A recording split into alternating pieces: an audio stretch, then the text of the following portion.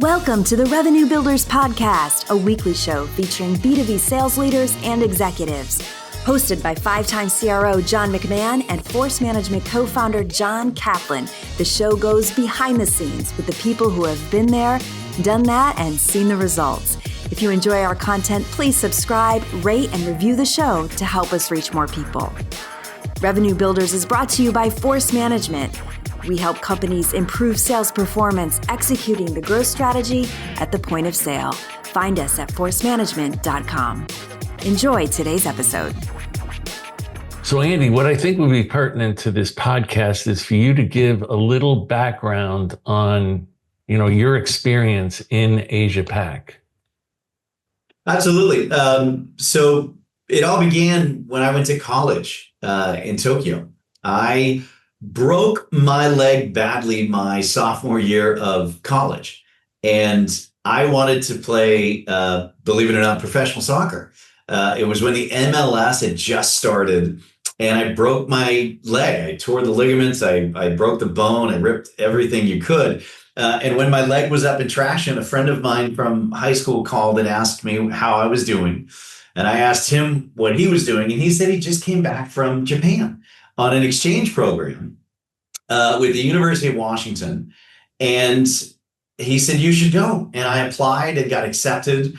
And I spent 3 years on exchange in Kobe, Japan, and in Tokyo, Japan, at a school called Keio University, which is a very highly regarded school, and became very fluent in Japanese. And then came back to the US, worked for a Japanese shipping company, and thought that I could get into technology. So I put my resume on monster.com. If you remember Monster. I think it's still around. And a day later, a recruiter from PTC called me. A guy called, what was his first name? Jamie. I don't know if it was Jamie. It was Pappas, no relation. And they were looking for a recruiter to be a headhunter in the Tokyo office to work for Dean Jeremiah. Wow. Right. Wow. And so I interviewed with the recruiter and never heard back from Dean. And I had to call Dean literally 20 times. And I got him on the phone at 8 a.m. one morning on his way to the office. And he told me why I was not a good fit for the job. And he wanted to get off the phone as quickly as possible. I'd never been a recruiter. I'd never been in software. I had Japanese language going for me. And I said, would you mind just telling me what the responsibilities are? And I'd like to make the decision if I'm right or not for the job. And he said, good on ya. And an hour later, we got off the phone and he said, I'm going to introduce you to Jim Vetta. And I didn't know who Jim Vetta was. So I started doing my homework. And 5 minutes later, Dean's assistant called me speaking Japanese. And I said, I know what you're doing. You're testing my Japanese. Right. And so I told her, you tell Jim and Dean that I went to Keio University and I know one proverb, and that's the nail that sticks out gets hammered down, and that I'm a good fit for PTC. I spoke with Jim Vetta, and he had two conditions. He told me, number one, you need to accept this salary package, which at 25 years old was 2 to 3 times what I was making. And he said, on Thursday, you have to be here on Monday. And I said, I'll see you Sunday. And so I moved to Tokyo in 1997 to work under Dean, who was part of a very large group of expats that had been sent to Tokyo to help reignite the business for PTC in Japan. They saw huge growth in 95, 96, and 97. It went flat. So they decided to hire locally. And they decided to find a headhunter in-house that had American gumption, if you will, but could speak Japanese. And so I was brought into Tokyo. Jim Vetta, Brian Halligan, Grant Wilson, Chris Reisig, Kevin Wren. These are all just legends. Great names. In PTC. And so I was at 25 years old, being trained as a PTC sales rep and leveraging Medic in the recruiting operations. So we hired 200 people in the Tokyo office. Once Japan hit a hiring slowdown, they moved the entire headhunting team into the inside sales organization. So I started the inside sales team at PTC in Japan, and we sold off all of the inventory of training and implementation services. And then we started selling licenses, and then we became a training ground for reps that didn't quite make it as enterprise reps in PTC. And I would then train them to become sales reps in the field. And so that was my first exposure to working in Asia. And then what happened? So from there, I moved into a field rep position inside PTC and covered NEC as an account, as the first American to sell into NEC. And boy, that was an experience. But I got to work leveraging Medic in the field, selling enterprise software. And that was my first experience doing that. And then I jumped onto the Jim Vetta bandwagon and went with him to Mirror Image and then to Essential Software and to Crossbeam, where I was then country manager.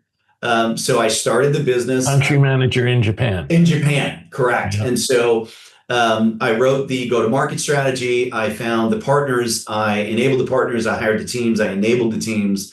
And this is still before I'm 30. And so that experience in working for someone like Jim, who you guys mentored, was a priceless experience. And then we were at Essential Software, which got acquired by IBM. And right at the time of that acquisition, I moved into the Asia Pacific role for Essential.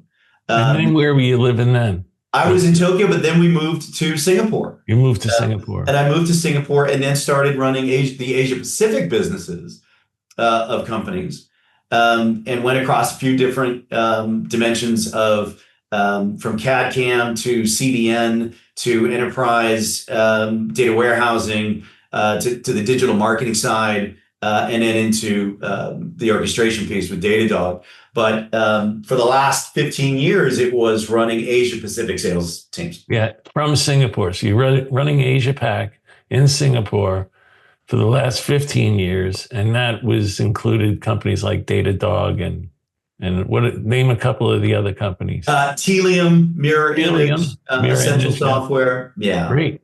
Some great companies, and worked with some great leaders. When I was at Limelight, I was under Dave Hatfield, who went on to do Pure Storage and a number of very significant companies. And so was being in Asia Pacific and having the pedigree, if you will, of being trained at PTC, the phone was ringing because there aren't a lot of leaders that have been trained to deploy Medic across multiple regions in Asia Pacific. So the network that I built, paid off in spades.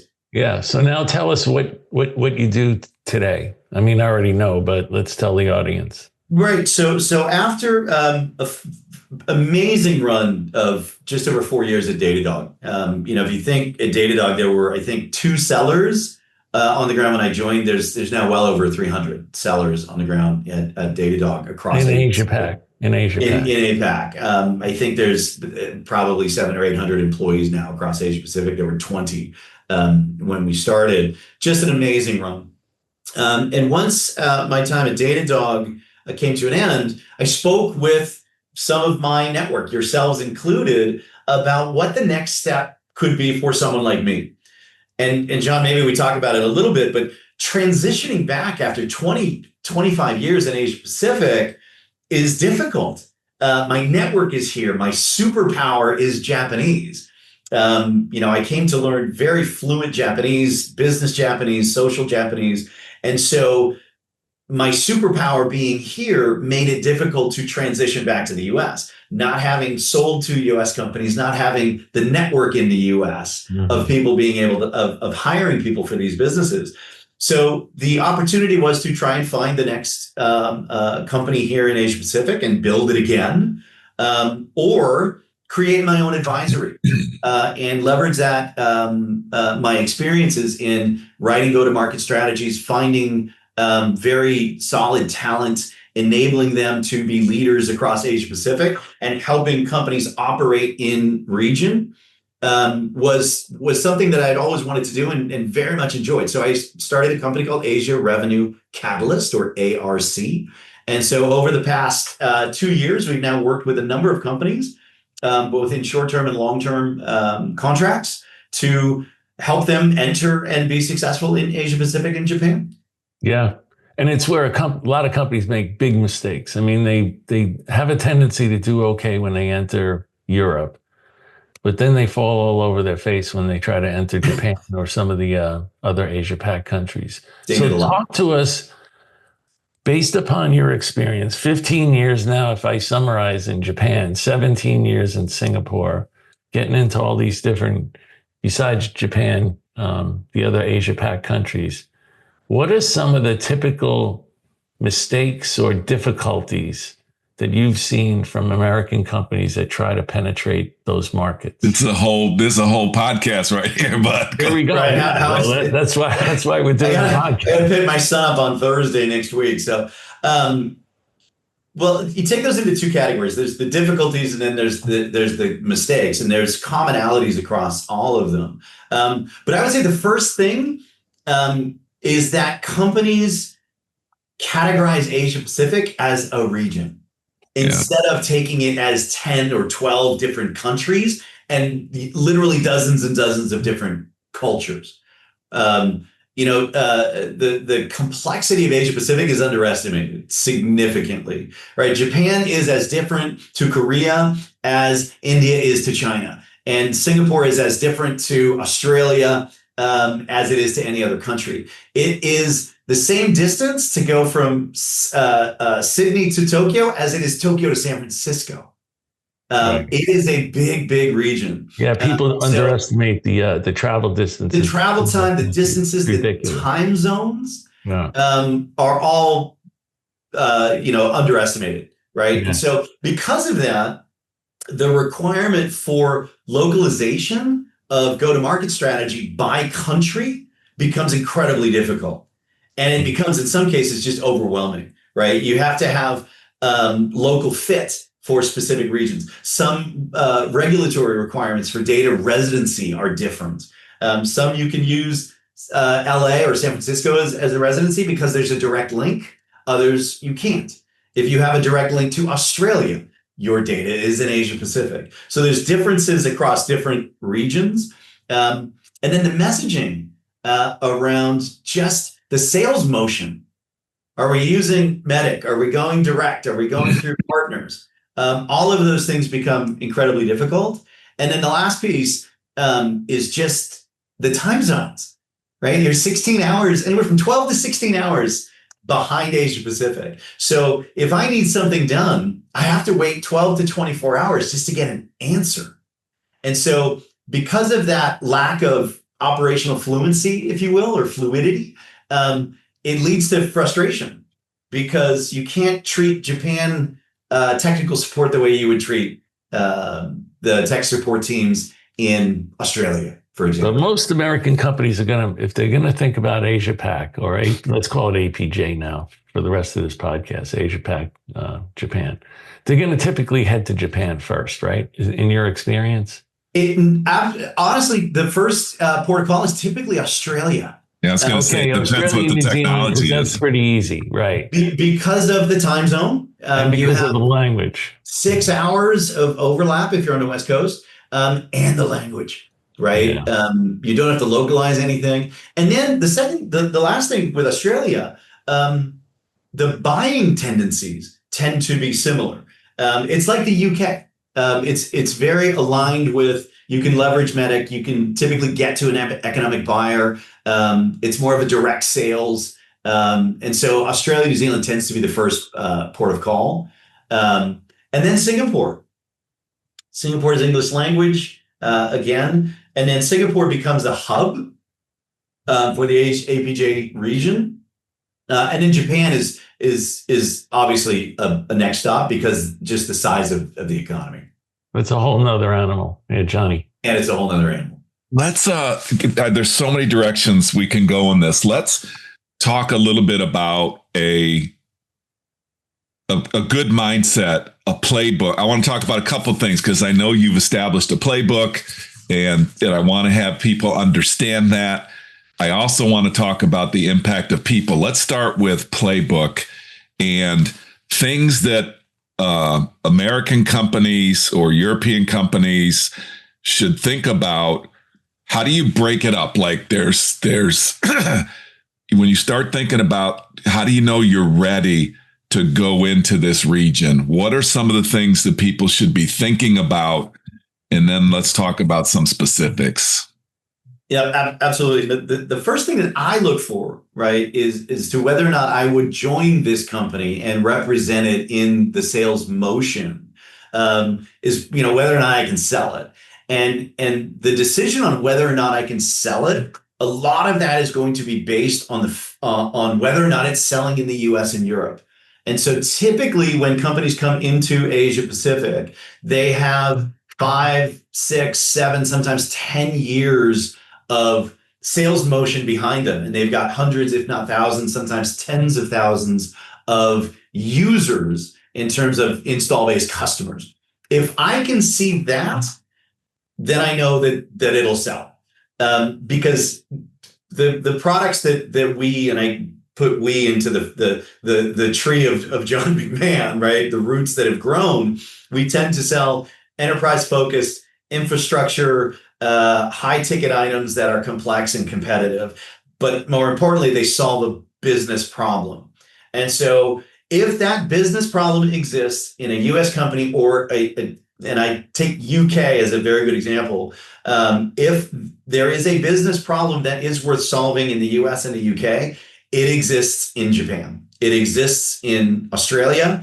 And for the most part, it will exist in the major enterprise companies around the world, because all of those large companies are following what happens in the US and Europe. And so if it's selling in the US, I know it will sell in Asia Pacific. Then it becomes the strategy of how do you sell it in each region.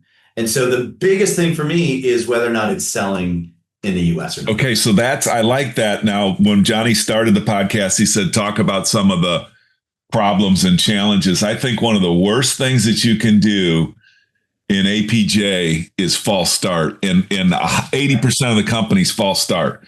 They send somebody to Japan, it doesn't work out. And reputation in these countries is like, especially for American companies coming over. So now then you said 10 years, and I can just hear founders like listening to this podcast right now. They're going 10 years. Like that seems a little bit anti, growth and that. So tell me what are some of the going too fast, going too slow? What have you seen? I've seen both. I've seen go too fast and go too slow. If you take a look at some companies, and again, some companies are reaching that unicorn. They're doing 100, 150, 200% growth year on year, and they just don't have the bandwidth to even think about Japan because there's just so much going on in the US and then in Europe. The other ones where it's just you go in a little bit too early and you don't have the funding that's required. This is big. This is big. To deploy the resources, and you go in with minimum viable team, and then it's just you don't have enough people to either build the momentum or ride the wave once it starts to crest. So there's a really interesting balance, and there's no and like in Japan, you're not going into SMB, you're going into NEC, you're going into Toyota, and you can't go in there with minimal teams. Can you talk a little bit about that? I mean, it's absolutely, and so that's where and again, it depends on the region that you're in. In Australia, if you have 10 years of experience and you've sold to these enterprise companies, you probably know someone that can get you to the president of ANZ Bank or one of the large retail companies or one of the large telcos. And you can probably pick up the phone and get, maybe not the CEO, but you can get someone with seniority that would be willing to discuss a business problem and a challenge that they have, and maybe get in with some, hey, there's new technology that might help you be more effective or efficient. In Japan, you're not even getting out of the airport if you don't understand how it works. So the ability to get into the market, that really then determines whether you go direct whether you go through resellers or whether you go hybrid. And a lot of people, Andy, start with resellers in a lot of these countries, let the resellers try to open the market, and then they might come in with direct presence in addition to the resellers. And again, that's fast, it's cheap. And a lot of companies. Talk about what has to go right, though, because you lose so much. Potentially, you lose control of your brand, you lose control of your messaging.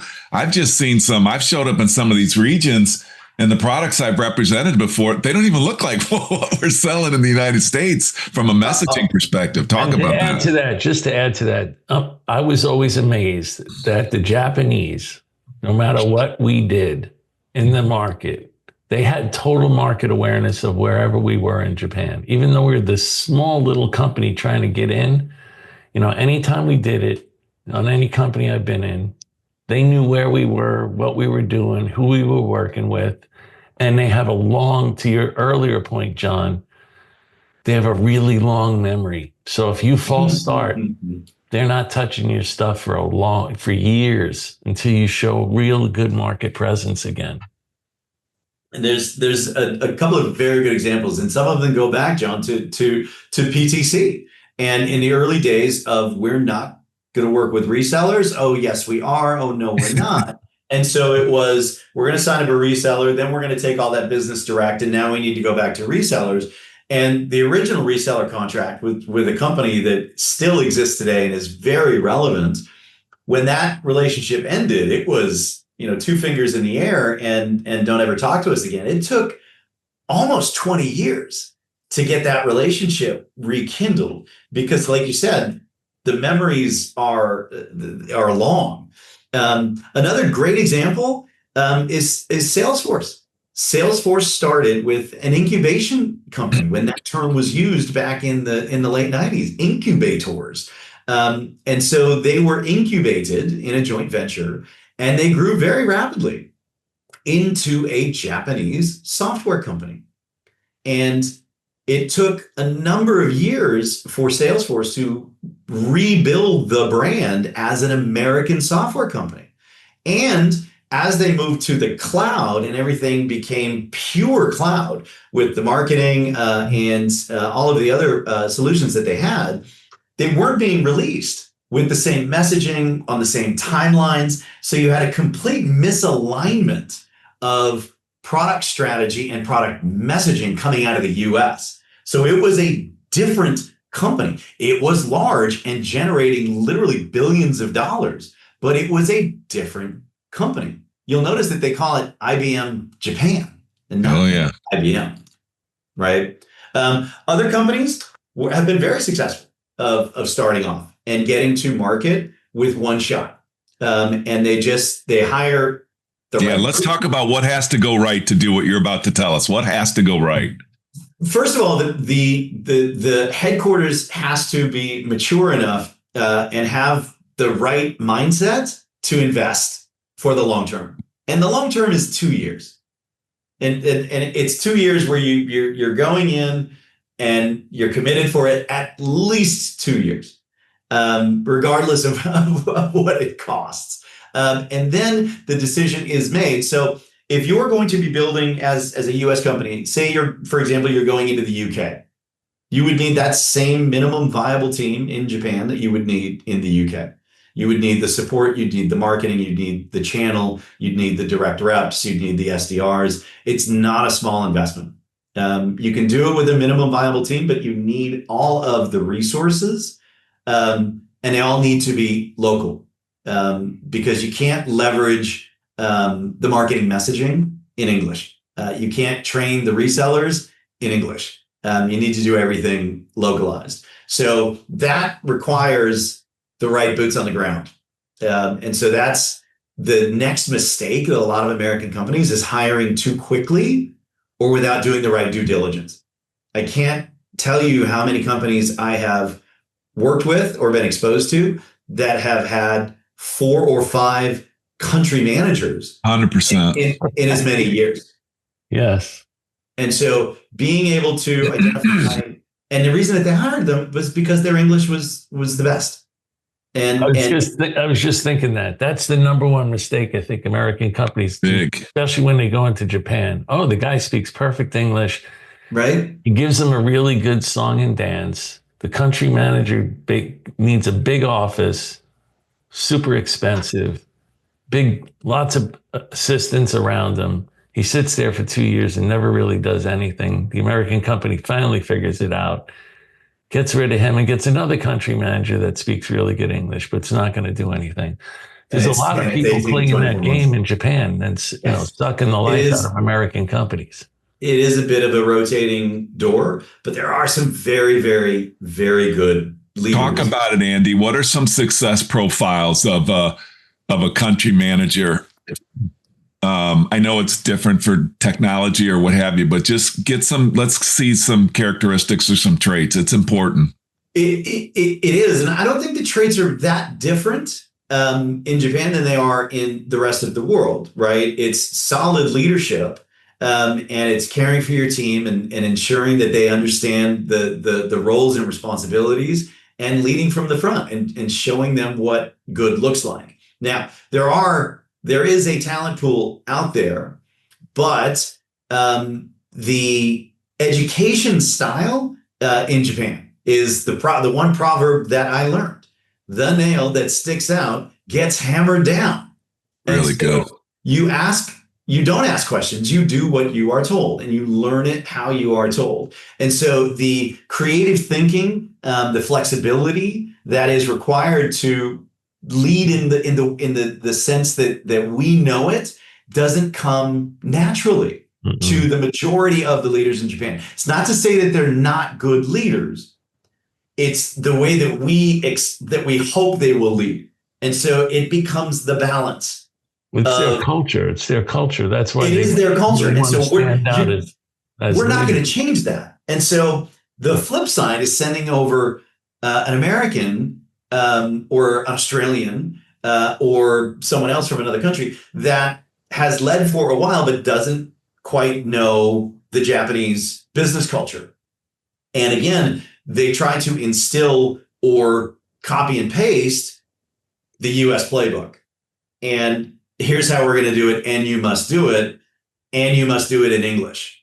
There's that Japanification is really the best word that I can use, where it's not quite direct localization into Japanese, but it's taking both sides and blending them together into a process and a methodology and a style that is comfortable enough for the Japanese to try. And that's the biggest thing, is getting the Japanese to try to do it, I hate to say it, but the medic way, right? And to ask tough questions and find the business problems and try to attach technology to a business problem, number one. And to number two, get higher in the organization. Because Japan becomes very deferential to hierarchy. And so a rep calling into the CEO of NEC is unheard of. And, you know, it's an ask that is so great that people will leave if you push them to do something that they've never done. Yeah. And so that's why finding a leader that has been exposed to that, and number one, acknowledges that the corporate standard is medic or command of the message or challenger or whatever it is, acknowledging that there is a corporate sales methodology and process. Number two, embracing it and making it part of the DNA of themselves and the team. And then lastly, just trying. Just try it. And if it works, I found you'll be very successful. What I found was the best leaders that I could find in APJ were, number one, they had to have experience with American companies. Mm-hmm. And what I meant by that, both good and bad, they had to know the good things about, the Western culture. They had to know the bad things about the Western culture, but they had to be familiar. If they weren't familiar with it, forget it. It's just, it was never going to work. And then the second thing is that their headquarters connections had to be adaptable and open to cultural differences. If somebody leading that country manager has never been out of the United States or has never been out of Europe, I always found that those were for disaster. Like things like, I'm going to get this person on a call. It's 2:00 in the morning on that. They just have no concept of, just normal logistics. And then the other thing is, for the American side or the Western side, this is where I came up with this saying of be the same before you establish your difference.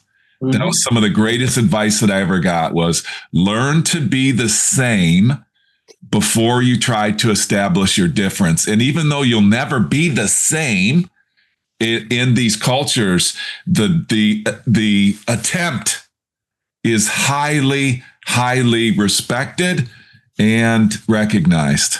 Agreed. And if you don't have those things in place, you got people disaster like crazy. Do you agree with that? I completely agree. And I would also say that it does go both ways, right? I have unfortunately worked with a number of country managers or sales leaders or cross-functional department leaders that tell me, someone who's been in Japan and studied there, speaks the language fluently, and sold there for 20 years. That's not how we do it. Red flag. And I look at it. When you hear that saying, that's a red flag. Yeah. You're going to say that to me, are you? So, the ability to just try it, please try to work with me and let's try this, instead of saying, well, this won't work in Japan. Well, maybe it will, maybe it won't, but you have not even tried or attempted to even learn this. So it does go both ways. And so that's why the flexibility of, you can't push too hard, but at the same time, you have to push to get some type of assimilation. So, Andy, let's say we're a company. We got great momentum. We've been around 10 years, as you said before. We got great momentum in the US, great momentum in Europe. We need to now start to go to Asia Pac. You're in charge. Where do we go first? Yeah, great one. Where do we go second? And tell me how we enter the market. If we enter the market in Japan, do we go JV? Do we go direct? Walk me through that in an ideal Andy Clark world. From my perspective, I mean, just because I lived there so long, Japan has to be first or second. Do we go JV? Do we go direct? What do we do first? What do we at least do our investigation on and homework before we make a move? Yeah, you can go to Australia immediately. You can start in Australia. You can find reps that will take the risk to work for early stage companies. Series A, Series B, Series C, Great point. All up to IPO. Yeah, but I've been around 10 years. I've IPO'd. There's little risk in there. My company's still growing at 50% a year. You can find very, very good staff. Okay. So for Australia, you can minimum viable team it all day long and just grow it organically. I love Australia. All right, I'm in Australia. Now what? Now what do I do? Now my next step, just because of my expertise, is Japan. And so if you're selling large ticket enterprise deals that are infrastructure, kind of database, operational type of technologies, and you are displacing the dinosaurs, right? If you're replacing databases, if you're replacing hardware systems, if you're replacing large enterprise software packages, or you're consolidating a number of different technologies, Japan is a lovely, lovely place to go, because you have in Tokyo 225 companies that are on the Fortune 500. You have 1 million companies that are, we would call mid-market, right? It is so target rich. And so then the question becomes, do you go minimum viable team? And then do you go direct or reseller? And is that reseller then a JV, or is it direct through partners. Okay. I have seen personally a number of JVs where Salesforce.com is an example. And this is, again, this is 25 years ago. They had to buy themselves out of that to the tune of something like $800 million. And that's not a public number. I'm doing that a little bit on hearsay, but it cost them $800 million to buy back that billion-dollar business. Why did they want to get out of it? Like I said, their brand, so the brand that they had established in the US did not mirror what was happening in Japan. It had become a Japanese company. And not that that's a bad thing, but the way that they wanted to run the business did not align with the way that the business was being run in Japan. Mm-hmm. And so they had to go in and make some very big. So they went in with a JV. The JV started to run the company different and brand it differently than the way they wanted to see it worldwide. So then they wanted to pull back out of that JV. It cost them $800 million. Okay. Correct.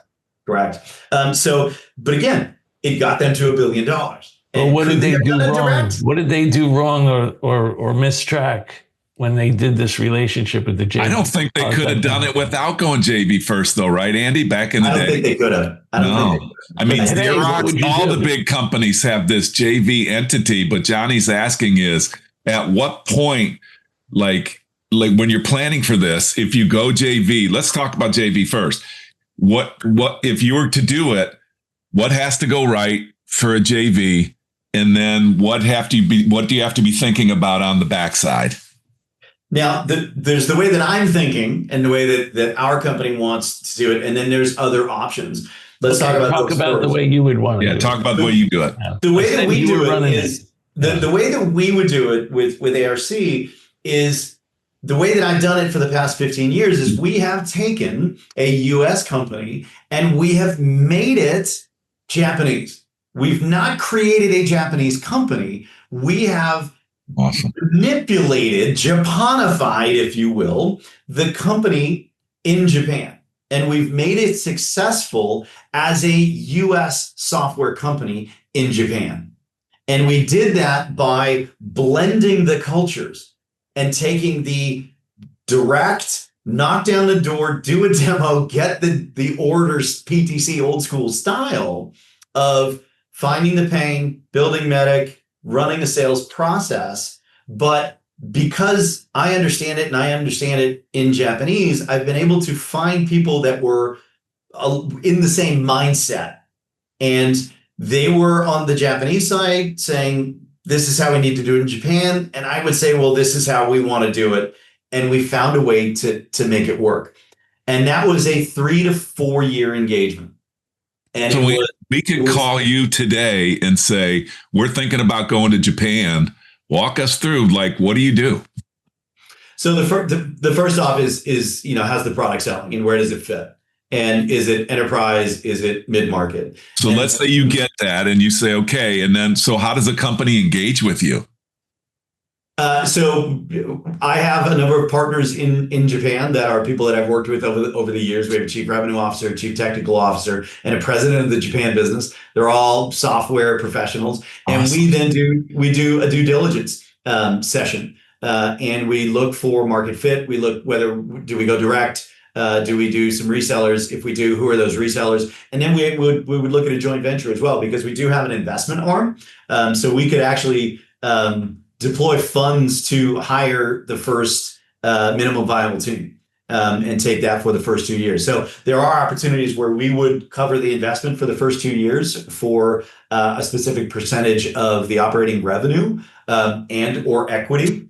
Or we also have partners that are investing in joint ventures. Not quite as large as, if you look at Mapbox in 2017, they took $150 million from SoftBank. But then SoftBank bought Mapbox and they kind of took it in a different direction. That's not our intention. Our intention is over 3 to 4 years to build a viable, long-term, successful operation in Japan, and then hand the keys back and say, here's your Japanese regional office, fully functioning, fully staffed, everybody motivated, everybody feeling like they are a member of your community and of your culture. And we can fade off that you won't even notice that we're gone. That's the don't give out your cell phone number on this podcast. I'm going to hire a country manager in Japan. Are you going to help me interview him? I would help you interview them and also find them. And what we've committed to do is we've kind of committed ourselves to building the next generation of country managers in Japan.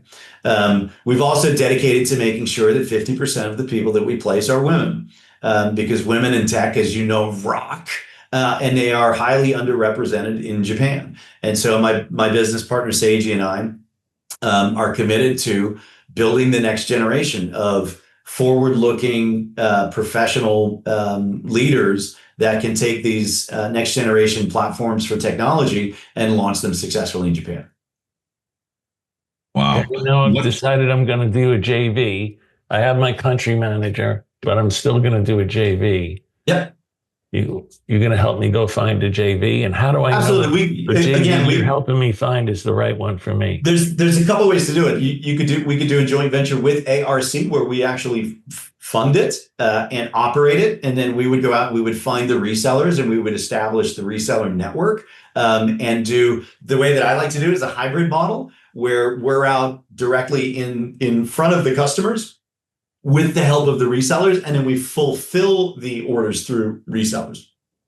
So it cuts down on the procurement costs, it cuts down on the overhead, but we also ensure that we have direct relationships and we own the IP of the knowledge that we get from those selling opportunities. If it's not a JV with ARC, we have a reseller network, and some of those reseller networks have investment arms that actually do go out and invest in joint ventures. In that instance, we could operate the business on your behalf, or we could just be a conduit to make those introductions. That's interesting, though. You said I have a JV, but then I fulfill the orders through the resellers, which probably just expands your presence in the country. Correct. Because there's the way that Japan is it's highly relational. And so if my joint venture is with Fujitsu, I can't build a relationship with Hitachi because if I go to SoftBank, I can't go to NTT. I mean, I can, but if there's a financial investment from SoftBank in our company, NTT is really going to look at that and they're going to make a decision whether or not they want to get into bed with a company that is financially backed by SoftBank. And now, isn't that a common mistake that American companies do too? They go to the country, they find a JV pretty quickly. They sign up with this JV, unaware of the fact that once I sign up with this JV, I've isolated you've cut off the right foot, right? Yeah, absolutely. How about Andy? Like just a simple first 3 hires. Who are the first 3 hires that I'm thinking about? Type, roles, positions, that type of stuff. And I think they're critical. Who are the first 3 hires? And I can name them because I've hired them all 3 times at 3 different companies. Sales director, SE, and tech support. And so the tech support also runs the product side in terms of localization, quality assurance, and everything more technical. The SE does the partner enablement, the demos, and all of the marketing side. And then the sales director is out there running direct sales cycles, as well as managing the reseller opportunities as well. So if you have those 3, you get marketing, you get tech support, and you get all of the pre-sales support that you need. When do I hire the finance guy? For me, one of the top 3 was always the finance, because the finance for me trying to figure that out in those countries was a nightmare. I'm joking a little bit, but companies get into big, especially in Japan in the early days. A lot of that now you can outsource. The regulations on finances, on taxes, even on like data residency, you can get outsourced advice on that. You can hire a corporate secretary that will close the books for you on a monthly and quarterly basis and do all of the annual tax returns. So you can outsource that. It's probably 2 years until you get to a significant amount of revenue. And again, if you are only fulfilling through partners. You can keep your organization in Japan as a sales and marketing office, and you don't have to pay. I don't want to get into tax advice, but there are ways to get to. But the point is, you understand all of that. So people be crazy. People be crazy. They're thinking about not to call you after this podcast. Yeah. And what about pricing? Am I inflating my prices from the U.S. prices because of all the different support and language and localization? Great question. Everything that I have to do with Japan. In the good old days, before AWS put their pricing online, you could do that, right? Now that's what I remember doing. I think it was almost double. In the good old days, we would take the price list, we would uplift it for the Japan yen, and then we would uplift it again to cover some of the cost. But what's neat about Japan, especially with resellers, is they'll make money on services, implementation services, auxiliary services, ancillary services. So there's no expectation that a reseller is going to get rich on the margins of reselling software. They are out there selling their own services. That's the same. So they'll take our list price at a discount of anywhere from 15 to 30, sometimes even higher percent. And then they'll uplift it when they resell it. But the very good thing about Japan and most parts of Asia, some countries are incredibly price sensitive because they can build it on their own. And they have so much labor that they can do it on themselves. But Japan and other countries, Korea, Australia, they understand the value of technology. They understand that it is solving a business challenge. It's reducing risk, it's increasing revenue, and it's reducing cost. And so once you get those metrics and you can establish them, and there's irrefutable ROI, then you can argue and negotiate against the price as long as you've established that value. And it's a very logical sales process. Okay, so I went into Australia. I go to Singapore. Now I'm ready to go into Japan. Operations are running pretty well in Japan. Do I go to Korea next?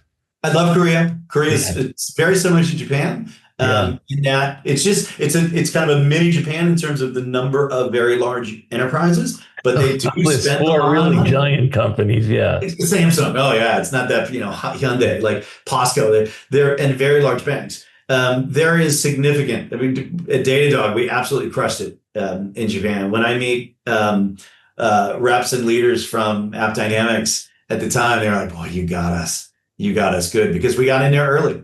And we established ourselves as a dominant player. So Korea, and then from Singapore, you then expand into India, Southeast Asia, ASEAN, and the other regions. And then, longer term, last step is establishing an entity in India. Can I talk about the elephant in the room after 55 minutes? Like, are we not going to talk about China? I don't want to laugh about it, but just give us a heads up. Like, what's good? What's good about it? What's bad about the challenges? Just a quick heads up on your experience. China's massive. I laughed at a sales rep who refused to take the splitting of his territory. We had one rep in China, and we put it east and west, and he refused to do it. And I said, "How many cities do you have that are over 50 million people population?" He said, 3. I went, okay. Right, problem solved. How many do you have that are over 10 million? 20. So the size of the country is massive. The number of companies that are massive is as equally as massive. So going in direct is just not an option in Japan. You have to have licenses. It's You're regulated. talking about China. Sorry, You have to go. Yes, exactly. You have to have a partnership, and doing a joint venture, while risky, is probably the best option. Again, collections, procurement, regulations. It's a tough market to get into, but there are some very big deals out there. And I know a couple of people that have been very successful there, and they've always leveraged a local resource that has allowed them to garner that success. Unfortunately, it's never been my masterpiece, whereas Japan has kind of been my superpower. Why not sell through some of the really big major corporations, tech companies in China? You have the Alibabas, you've got the Huawei. They have their own tech. right? And so back in the days with PTC, there was pro engineer licenses for sale on the street corners. You could buy licenses of Pro E at the park. They have your tech that's become their tech, I think, is what we're saying. That's very, very difficult. The protection of IP is a serious thing. Could be a different licensing model also. Because of that. Yeah. And then the last thing is, and I hate to say it, is we had to terminate some reps because they were taking kickbacks. It's some of the countries in Asia are not as regulated and they're not as ethical as some other countries, and so we've unfortunately had the scenarios where we had internal staff that were taking kickbacks. Yeah, and it's hard to find. Let's say that I also saw over there in many countries where people were forging orders or they were doing some stuff with the reseller that was not legal. It's not as difficult as I thought it would be. It was harder to find them than it was for them to actually execute the trade. Yeah, 100%. But Andy, one of the things companies, sorry, Johnny. Yeah. Companies need to be well aware of that. They need to have their eyes wide open on what is going on there and how those orders are coming in. Because sometimes it's a little too good to be true. And all of a sudden you've got those companies can be in the front page of the Wall Street. That was my point on the finance. But the other thing, Andy, and I just want to balance this a little bit, and I don't know how to say this, but I had to learn there were cultural differences. I'm not saying right is right and wrong isn't wrong. I'm not saying that.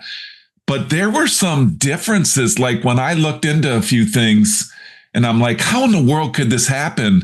And then somebody explained to me how that could happen. And they explained it to me as if it was normal. And I had to get through my own skin of that's not normal. It's wrong. And again, I don't want to go on a tangent, but this is the part where I had to really learn what and why was going on. And, some of it was just overwhelming cultural differences. And again, I don't want to get into what's right, what's wrong, but I was amazed at, the explanation on some things, especially 30 years ago in Japan, when there were family members from somewhere that showed up that we had to do a deal through that weren't associated with the company. They weren't associated with the company. And I was like, and your first response is 100% hell no. And then, it's like, okay, well, good luck. You're not going to do any business there. So I know a lot of that has changed, but is that another example of really understanding the what and why before you start, trying to push stuff?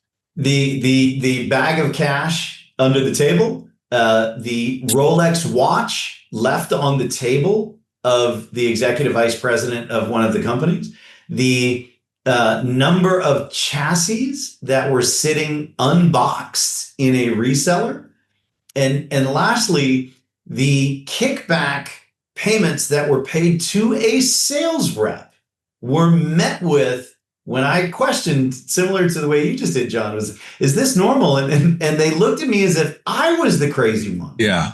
For asking if this is normal or not. Yeah. And so the level of diligence that's required when you start doing business in some of these regions is significant. And I learned my lessons. There were some people that I thought I was trusting. And you really have to ask the tough questions, and you really have to be diligent and finger in the pie, if you will, in every deal.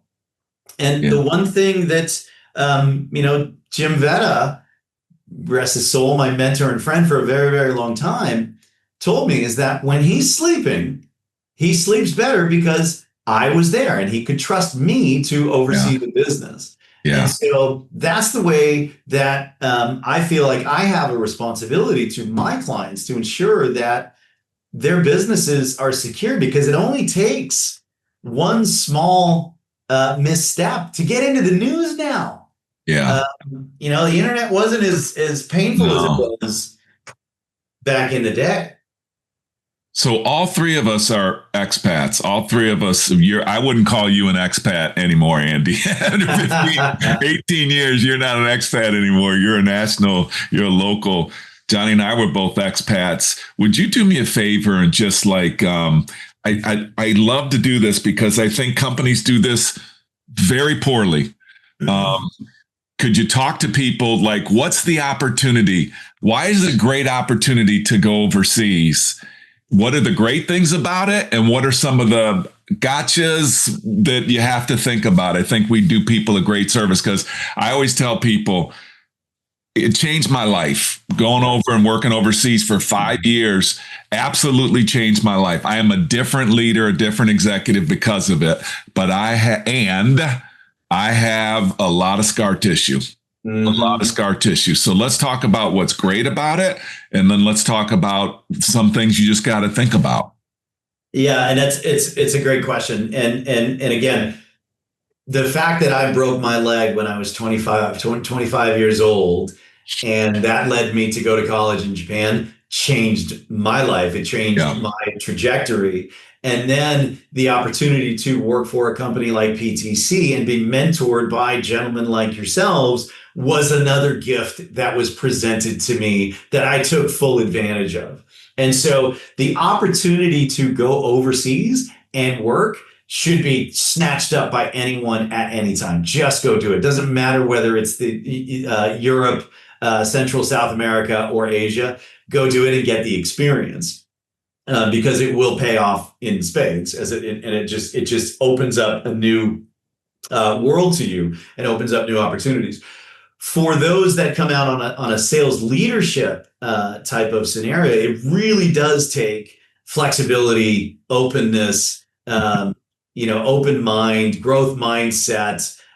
Because not only is the business culture different, but the lifestyle is different. Yeah. The languages are different. And so the amount of stress that is put on you, and you're being sent over to either start something, so you have to show results quickly, or you're turning something around that isn't working. 100%. And so the stress becomes that much more. Imagine Chris Rising, Grant Wilson. They picked up their families and moved to Japan. Right? Jim Kavanaugh, they all picked up and moved their families. And so that takes a certain personality to be able to do. But if you are able, when you are able to come in and make the difference and see success and be able to transfer that knowledge to someone else in a different language, in a different culture, in a different, completely new environment, and see those light bulbs go off, it is incredibly fulfilling. Yeah. And then to the next step, when I got into leadership, my kind of operational methods moved more away from my success to building a team of leaders that can be successful long-term. And that, for me, time has stood still. A lot of people would say your beard is gray and your hair is bald. So it hasn't really stood still, but I'm still doing this job the same way I did it when I was 20. Yeah. And that has not changed. And so whether you go back after 2 years or 5 years or 20 years or 30 years, for me, the experience overseas is career building and eye-opening, and I wouldn't change a thing. We should have a podcast, Johnny, an additional one. Maybe we'll have you on for that, and Andy, on just the expat experience, how to repatriate, because the statistics are horrific on how many people do. I wouldn't know about that. I don't mean you staying. That's a wonderful example of, staying in the culture, building a family. That's a wonderful example. But the statistics of people successfully repatriating back to their companies after their original assignment gets extended, which those statistics are huge. It's just, there's some really, really interesting things that we could talk about. But I think this audience is like, how do people get a hold of you, Andy? Asia Revenue Catalyst is the name of the company, AsiaRevenueCatalyst.com. And I'm on LinkedIn and Andrew Robert Clark. And be happy to help anyone anytime. We're really enjoying what we're doing. And how has Force Management not called you? So that's I'm gonna be the first one to call you. I had lunch with David Fuller. I had lunch with Fuller a couple of years ago in Amazing. Denver. Every time I'm with Chris Rising, we give Grant a call and give him a hard time. Amen. Amen. Johnny, what did we talk about? Add some things to what you asked Andy on the expat stuff. Yeah. I think, first of all, in my experience, after you come back, I did it twice, you never look at the United States the same. So you realize that, the world's really different outside the US. And then when you're going into these different countries, you realize that it's not cookie cutter. Like you can't cookie cut things, as Andy's pointed out. So I'm just emphasizing some of the stuff Andy said. And at the same time that things are different, they're also the same.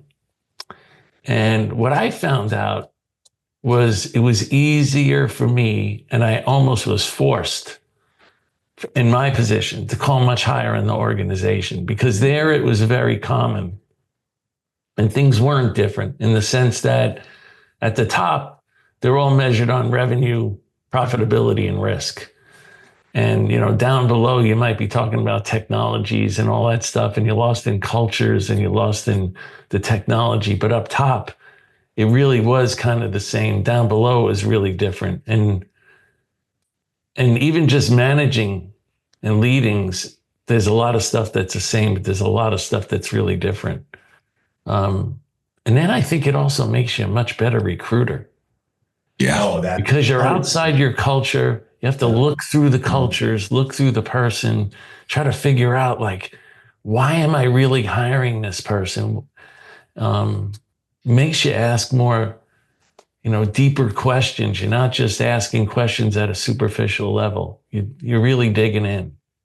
Anyway, those are some of my completely agree quick thoughts on that.